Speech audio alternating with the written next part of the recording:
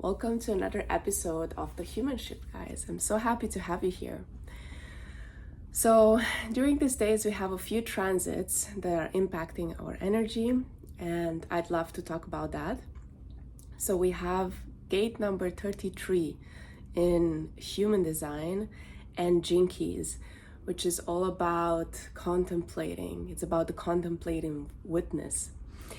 In the Dreamspell, we entered a new 13-day cycle, which is the blue hand. And the blue hand is all about manifesting, is all about creating something. In the Mayan Calendar, we also are transiting the energy that is helping us manifest, and it's giving us the vision of the eagle. And I will talk about that in a bit. In astrology, we have of course, the new moon in Leo today, and that is actually bringing up that fire so that we can either revamp our intentions or get very clear on why we want those intentions and why we are ready to launch forward in the direction of our dreams.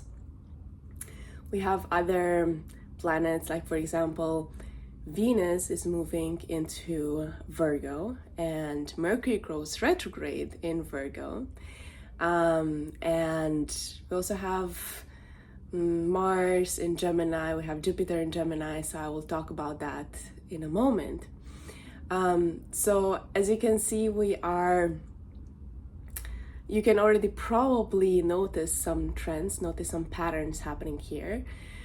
But I took some time to distill and to notice what are some common themes that might show up that we can actually work with. So make it easier for us in terms of following these changes. So the first common theme is, of course, moving forward with your dreams, but in a grounded and methodical way, right? It's the Virgo. It's the play between Virgo and Leo, right? Leo is the bold, put yourself out there. It doesn't care, it doesn't care how you do it, doesn't care how you express. However, Virgo comes and balances that energy out with being a little bit more detail oriented and also grounded because it's an earth sign. So this is the first key theme. Yes, move forward. Yes, this is the time, especially in the next 2 weeks, after the new moon. However, make sure that you double check or triple check those details before creating, expressing whatever it is. And the second theme that we have is being able to untangle ourselves from our self-created net of illusions. And I am saying this because, the ancients say that we are caught up in a net of our own creation and we cannot see the truth, we cannot see the right opportunities because we are in this net of Maya, the illusions.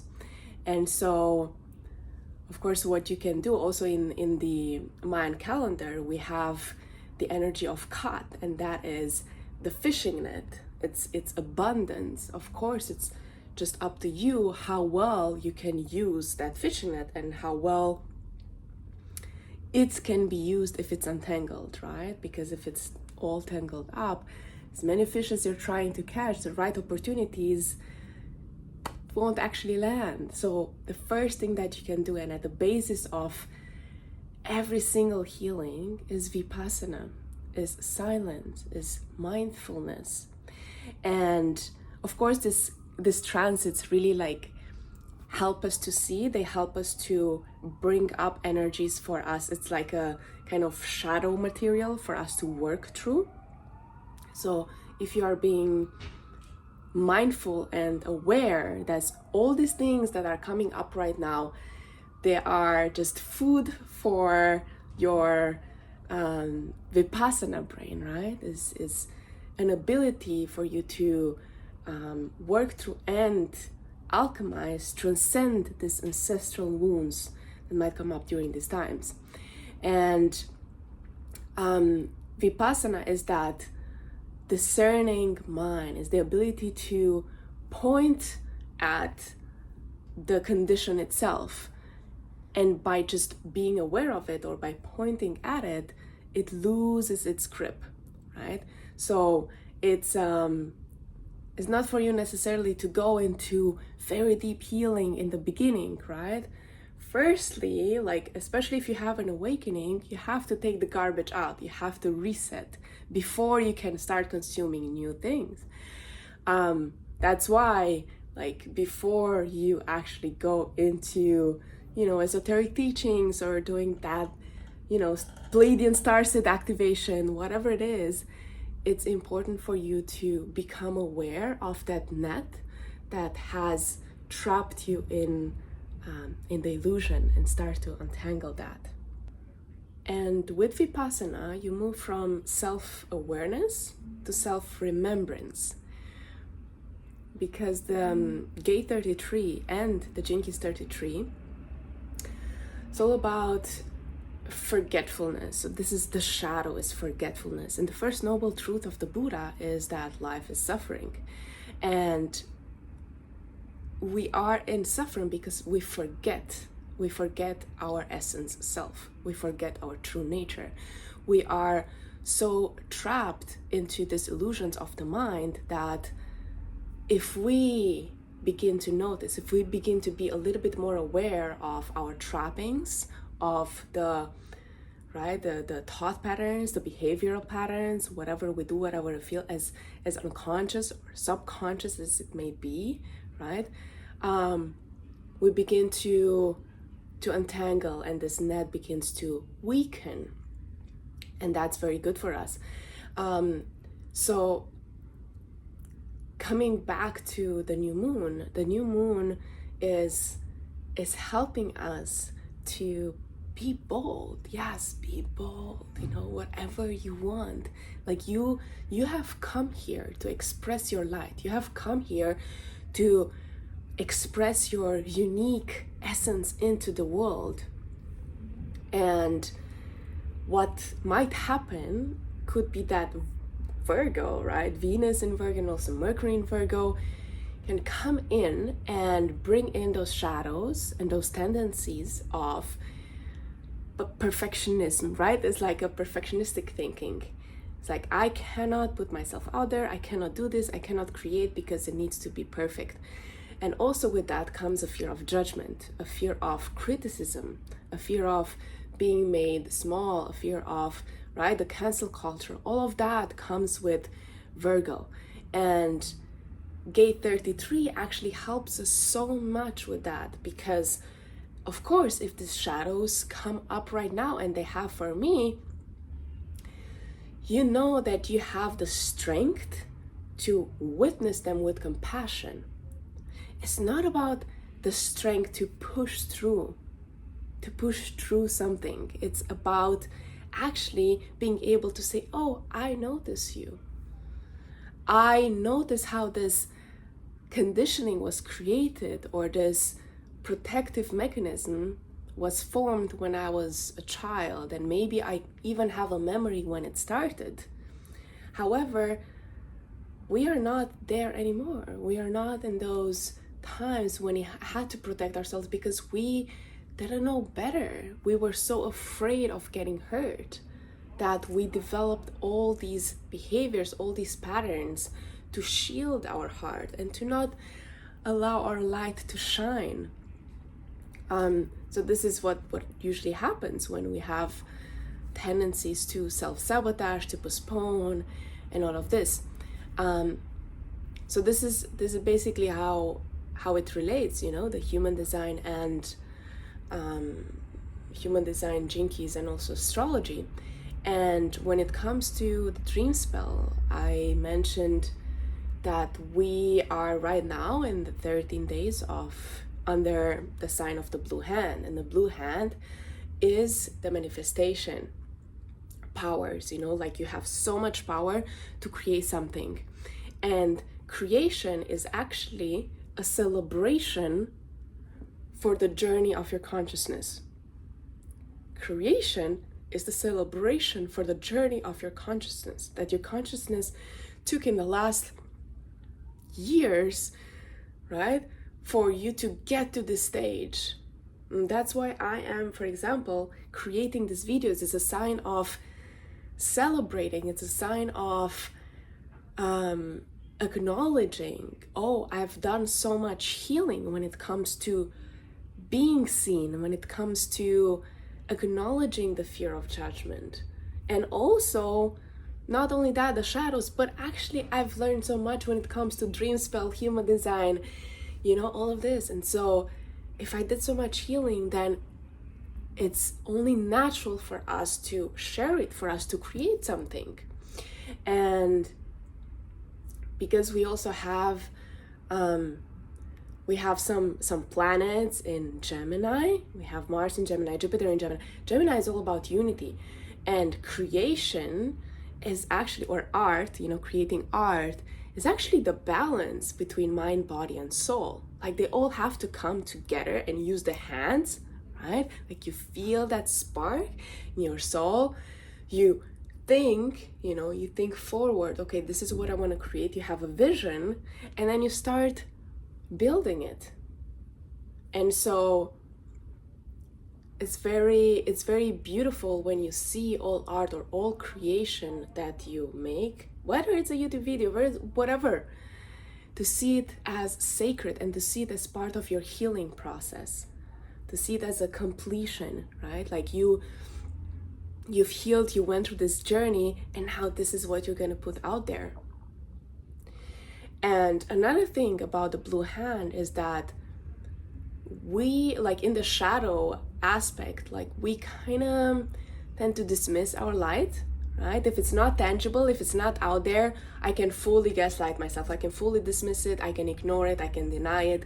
But if you create it, if you create something, a course, a video, like a puppet show or like a fairy house, whatever it is that you create, it's tangible. You can see, oh, right? It's like you manifested your gifts into something that you can see, and probably others will see as well, but that is not as important. It's important that you have this evidence for your light, if that makes sense.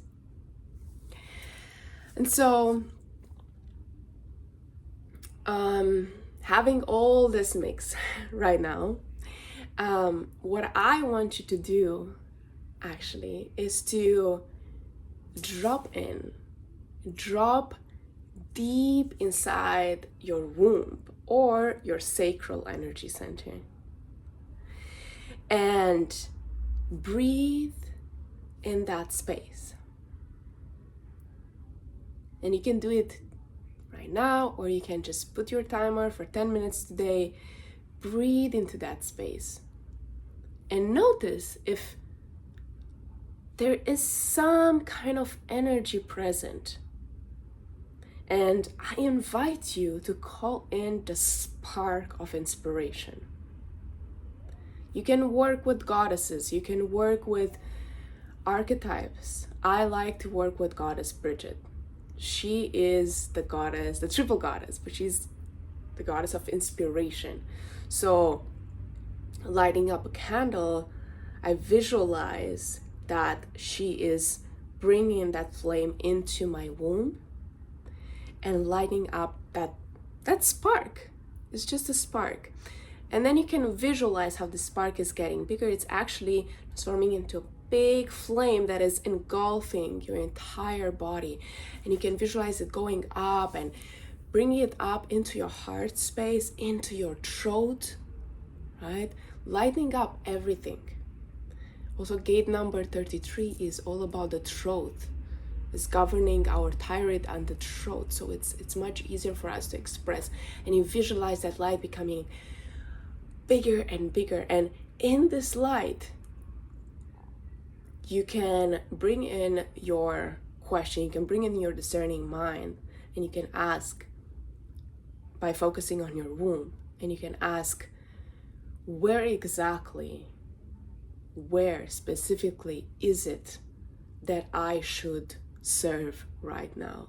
And this is just a question, like this is just an example. Or where do I need to go deeper in my shadow work so that I can manifest my dream? And yes, these visualization exercises require time and require patience. But this is what we are conditioned to believe that we don't have. We don't have time to actually do these things. Or we're not patient because we're rushing from meeting to meeting, from event to event, from just like activity to activity, right? So I invite you to do that. And something that like using Virgo as well during this new moon. Yes, you can have that spark. Yes, you can have that big bold vision or that intention, but also try to work with that grounded energy of Virgo. It comes in and makes sure that it's also realistic, right? It's the Saturn in Pisces. It's like we're not here to burn out. We're here to move at our own pace that feels really, really good for us. So notice if this vision is, wow, my God, all out there, but it doesn't have, it's very difficult for you to see how you could build a steady foundation for it. And then you might think it through. And I wanted to say overthink because this is in the shadow work, it's always overthinking. But is this right? But maybe I should, triple check every single thing. And with Mercury retrograde, and also Mercury goes retrograde in Virgo, it actually tends to bring up these things of overthinking as well, right? Because before Mercury is also about expression, messenger of the gods, expressing your truth, expressing your creations. But with Virgo in the shadow phase, it can come up as, oh, before I do that, I will overthink. And that's where the sword of Vipassana comes in, and you can cut that. Right when it happens, you can just cut that, right? And by cutting, I mean, you're not cutting it from your life, you're not doing a letting go ceremony, but you are aware. You are aware, and then you can use, for example, your voice and say, oh, I notice you being here, you are allowed to be here, but at the same time, I don't need you. At the same time, it doesn't really serve me right now. And it did back then. You can literally have like a 2-minute conversation with that specific energy or that part of you. So also Mercury in retrograde will bring up things around our routines. It's actually really beautiful because we are in Leo, and Leo is all about, as I mentioned, the courage, the fearlessness to put yourself out there. No consequences, not just like open heart, is this heart warrior, just moving forward. And then Virgo comes in, especially with Mercury retrograde, and says, oh, okay, but do you actually have the routines in place to make this happen? Like, it's the unity. Do you actually have the right routine so that the body is in a healthy state, that you have a clear mind, that whenever an emotion comes up, you can actually have the time to sit with it. So there are all these things that the routines and rituals, it's not so much like routines necessarily, but do you actually have rituals in place? The methodical Virgo, that when something happens, yes, you're gonna lounge, yes, you're gonna put yourself out there, but when something comes, do you have the capacity, do you have the wisdom to do something with it? And wisdom actually comes from, it's not about knowledge, it's not about, making like getting more courses done or like having more mentors. Wisdom comes from your own ability to see painful past experiences as helpful lessons in the present. This is again gate 33 in human design, right? It's the ability to see and to learn and to be grateful. Oh, these experiences happened in the past, and now I'm gonna bring them back up in the present in order to help me create, manifest, whatever it is. And lastly, I wanted to share that Venus, maybe I mentioned this before, Venus also goes in Virgo. And, Venus, the lover, and Virgo, I mentioned, is all about perfection. So noticing for the next 2-3 weeks how the need for perfectionism is coming up in your relationship with your partner, with your friends, with your family, whatever. And know that when you see that there is no perfect union and that we're all perfectly imperfect, all of us, you can begin to loosen up a little bit, to take a chill pill, and to have a much more harmonious relationship. And also Virgo is the one that brings in the sexual fantasies, right? The, bringing your ropes out. However, you cannot go into those places and acting out your sexual fantasies, which could be very healing, if you still hold on to judgment, perfectionism, if there is still this tension within your being first, and then in your relationship. So yeah, just notice these patterns in the next few days and weeks.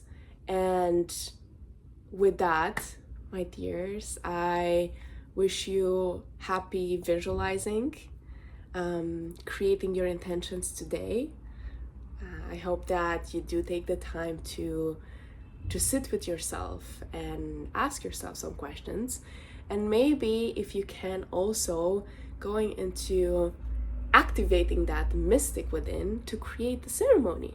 It doesn't need to be like a full-fledged 2-hour fire ceremony and so on and so forth, or cacao, but it can just be like going to a tree in a park, and talking with the tree, just expressing gratitude